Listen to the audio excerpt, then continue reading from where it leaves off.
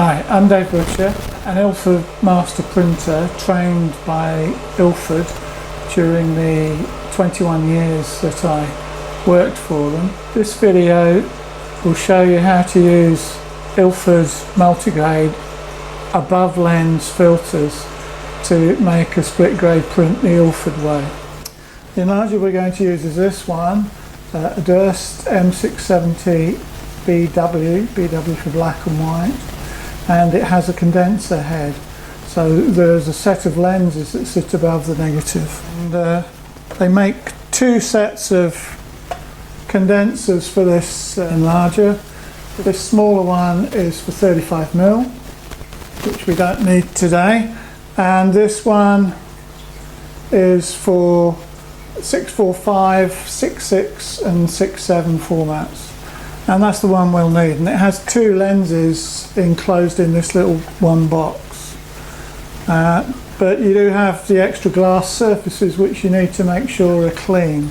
That's the disadvantage of condenser heads over colour heads, is you have to keep all the glass surfaces scrupulously clean.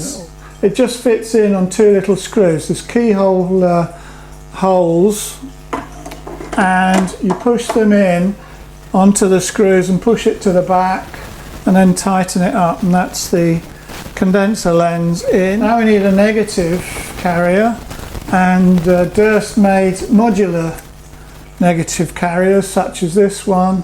So these are the inserts for 35mm. The one with the smallest hole goes on the bottom. So we don't need that one, but we do need this one.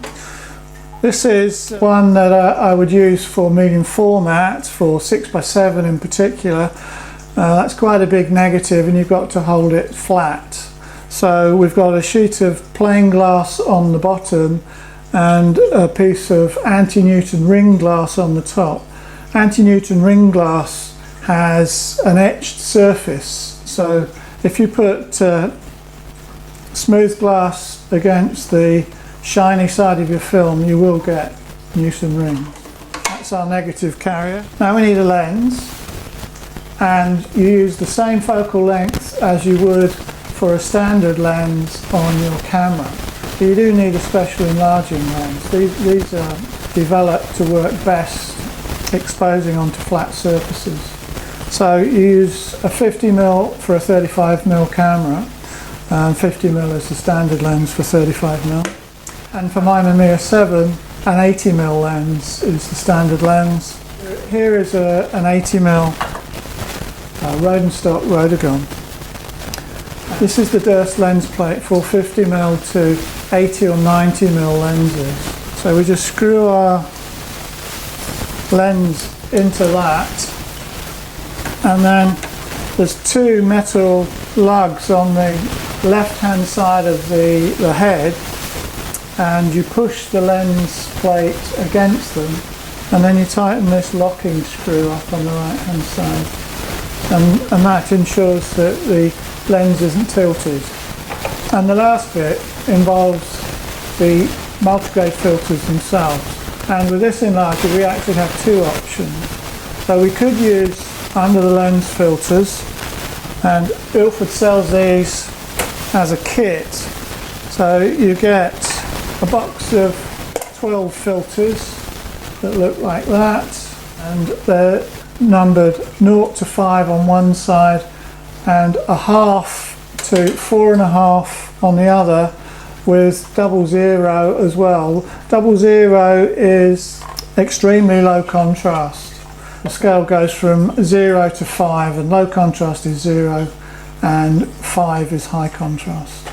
And then, so that you can use those filters, you have this little tripod device with a drawer, and the drawer fits around your lens, so this goes over the back of the lens. You screw it onto the lens plate, and then you just slot your filters into that filter drawer. If you want to see how to use one of these, then have a look at the video I've made for using the under the lens filter kit.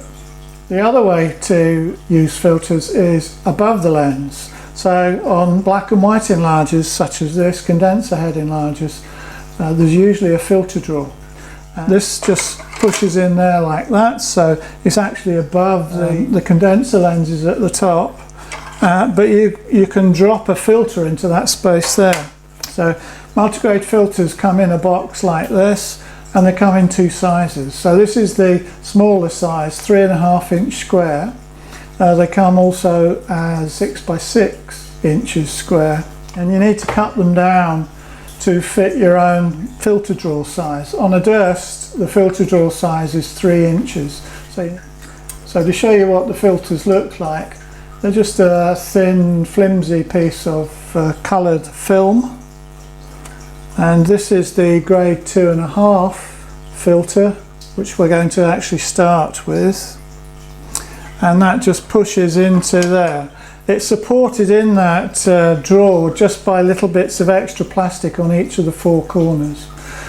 So it's not held in really well, so you need to be careful you don't knock it as you're pushing it in there, or it'll drop down inside the head. Now we need a negative.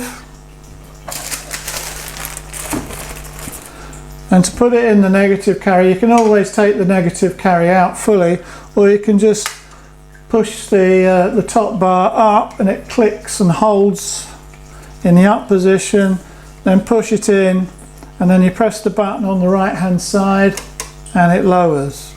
Don't try and move the negative unless you've raised this, or it will scratch the negative. Now we'll go down to safe light. Now we need to focus using a grain magnifier.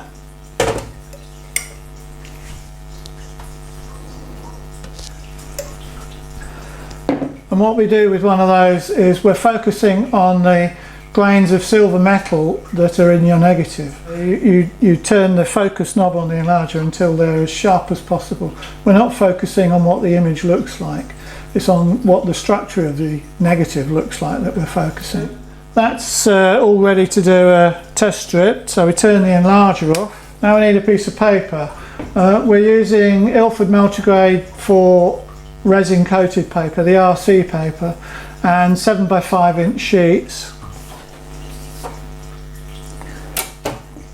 Now I would normally cut my sheets of paper up into strips to save a bit of money, but we're just using a sheet of paper to better show you the technique. The lens is stopped down to f8, and I'm going to do 2-second steps.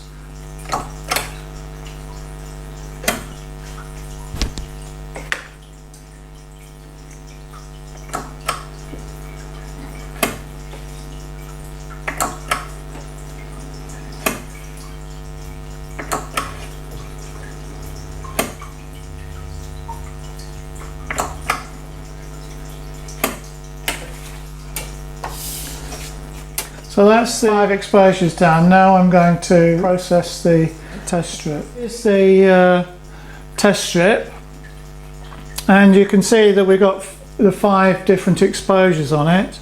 If you really didn't have any idea what the exposure time needed to do, then you'd be better off with steps which double every time, so 2, 4, 8, 16, 32. But I knew roughly where the exposure was going to be, and we've just chosen a short range with 2-second steps. So we've gone 2, 4, 6, 8, 10. This one looks a bit light. We haven't got much of a black in the shadow. It still looks pretty light to me, and the one over here looks too dark. So this is a well exposed test strip. You want something too light at one end and something too dark at the other, so that you know your exposure is somewhere in between. Then you just have to guess about which exposure to use. That one doesn't look too bad there. This one is a little bit dark. The water has no life in it there. That's definitely too dark there. So it's probably between those two. If we use somewhere in between, so let's use 5 seconds say, that becomes the time that we take from this. We're just doing this to give us the exposure time to do the split grade. So we're going to take 5 seconds, divide it by 2, and then we use 2.5 seconds at grade 0 and 2.5 seconds at grade 5. Okay, so we need to change the filter to grade 0, so there's the grade 0 filter going in. So I've changed the time from 2 to 2.5 seconds. I've put a piece of paper under. We've got the grade 0 filter in the filter drawer, so I just need to press the button and we can do the low contrast exposure. Now we need to change the filter to grade 5. So here's the grade 5 filter. Just put it carefully into the filter drawer. Put the filter drawer back in the enlarger head. Press the button for the exposure. It doesn't matter what order you do the exposures, whether you do the low contrast first or the high contrast first. So that's both exposures done. Now I'm going to process the piece of paper.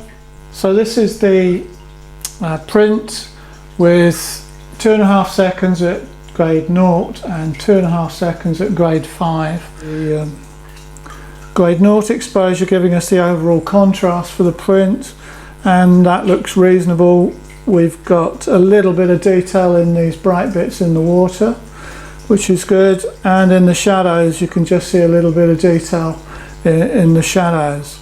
If you want more detail in the shadows than that, then you can reduce the time at grade 5. So always use grade 5, but if you change the time you can refine the level of detail that you get in dark areas. So if you haven't got a black, you increase the time at grade 5 until you have a black. If you've got too much black, then you can reduce the time at grade 5. If the overall contrast of the picture is a bit low, then you can change the contrast. It doesn't have to be grade 0, so you can go to grade half, grade 1. So that's how you make a split grade print the Ilford way, using the Ilford Multigrade above lens filters.